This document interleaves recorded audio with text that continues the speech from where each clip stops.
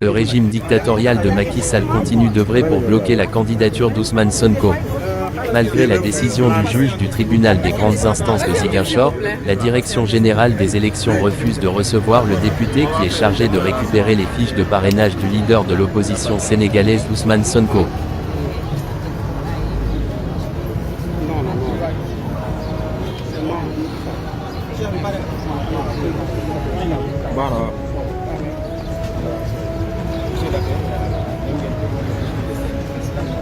On commence en France. Qu'est-ce qui se passe? Dites-moi, qu'est-ce qui se passe? Voilà, donc je me suis présenté aujourd'hui en tant que mandataire du candidat Ousmane Sonko et coordinateur national du parrainage pour venir retirer les fiches de collecte de parrainage du candidat Ousmane Sonko. Vous vous rappelez que le 29 septembre 2023, nous étions ici et que on avait présenté nos documents de notification et de mandataire signés par le candidat Ousmane Sonko et on avait refusé de nous remettre des fiches de collecte de parrainage pour le compte du candidat Ousmane Sonko au motif fallacieux et infondé qu'il n'était pas électeur. Alors qu'il n'avait aucun moyen de vérifier les listes électorales. Et je vous rappelle qu'il y a 230 candidats à la candidature qui ont retiré. Et aucun d'entre eux, on n'a pu vérifier sa présence sur les listes électorales.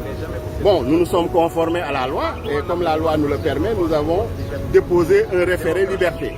Et à la suite de ce référé liberté, nous avons saisi le tribunal d'instance de Ziguinchor pour une demande en annulation de la radiation des listes électorales du candidat Ousmane Sonko.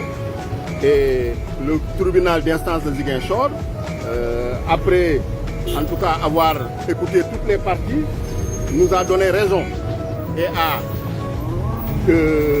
constaté que la radiation du candidat Ousmane Sonko sur les listes électorales était illégale et infondée et donc a annulé cette radiation des listes électorales et a ordonné à tous les services centraux du ministère de l'Intérieur de réintégrer le candidat Ousmane Sonko sur les listes électorales. Et cette décision-là a été publiée et notifiée.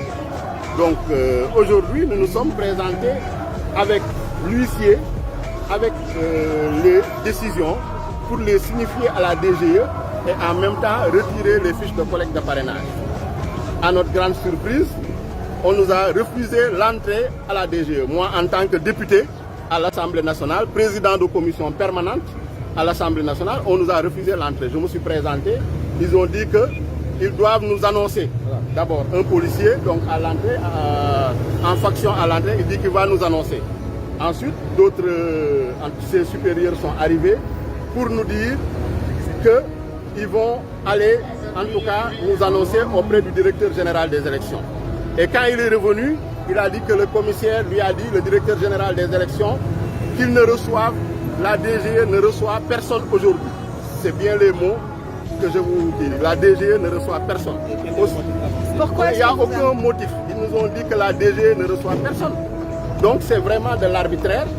On est vraiment dans un état policier. On est vraiment dans une dictature qui refuse d'exécuter les décisions de justice. La séparation des pouvoirs est violée.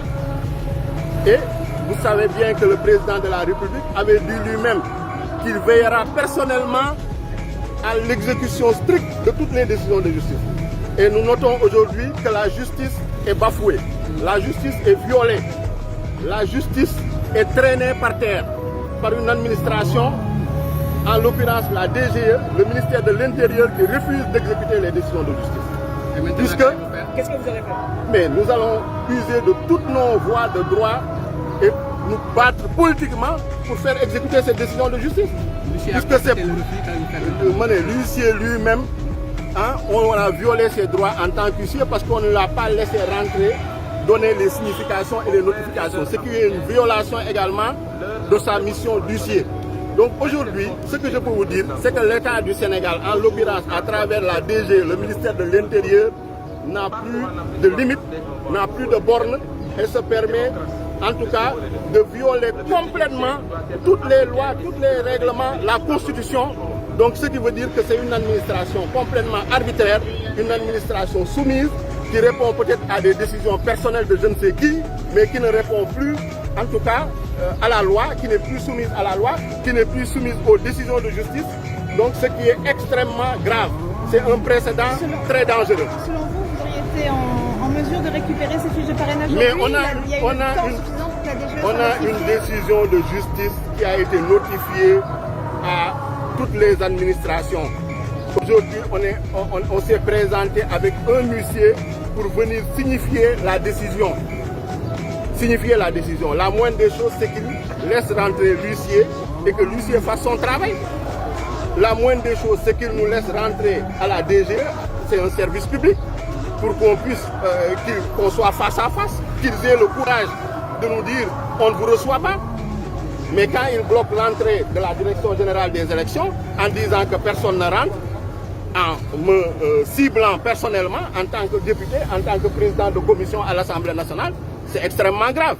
Vous le conviendrez avec nous. Pourquoi? Donc, je pense qu'on est dans une administration arbitraire, dans une administration maintenant personnalisée, on est dans une monarchie qui ne répond plus, en tout cas, aux lois, qui ne répond plus au règlement, ils font ce qu'ils veulent. Voilà. Donc ils se croient tout permis. Et cela, nous allons en tout cas le combattre avec toutes nos forces pour que force reste à la loi et que les décisions de justice soient exécutées comme l'avait promis le président de la République. Et on voit ici qu'une décision de justice favorable au candidat Ousmane Sonko, il refuse de l'exécuter. Nous allons revenir autant de fois pour faire exécuter ces décisions de justice et récupérer ces fiches. Ils n'ont donné aucune raison, c'est complètement arbitraire. Vous étiez à côté de nous, ils nous ont dit, la DGE a dit que le directeur général des élections dit qu'aujourd'hui ils ne reçoivent personne. C'est les mots qu'ils nous ont annoncés. Donc il n'y a pas de motif, il n'y a pas de raison valable, c'est de l'arbitraire, c'est le fait du prince. Voilà. Et le délai pour récupérer les fiches n'est pas écoulé,